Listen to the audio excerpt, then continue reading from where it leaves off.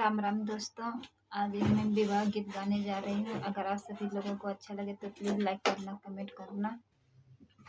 नदिया किनारे, नदिया किनारे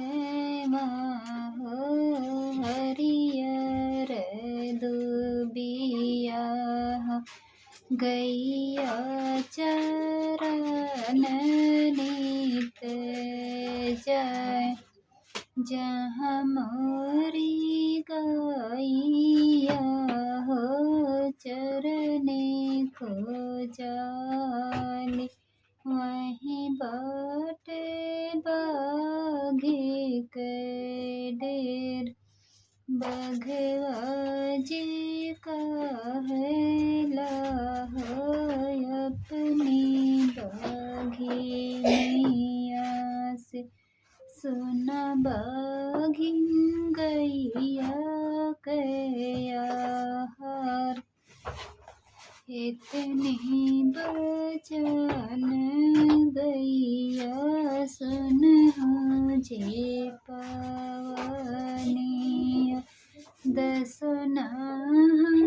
जोरी भैनी ठाक, आज की रतिया ही बक्स मरे बघवा, घर माजे बछरू हमार, हाली बेली गैया हो चर के लावटनिया, बछरू के देहनी छोड़ा, आज की रतिया तू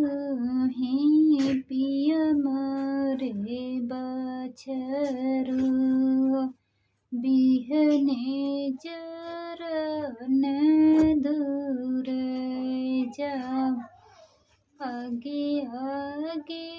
गैया हो चरने को जान, पीछवा से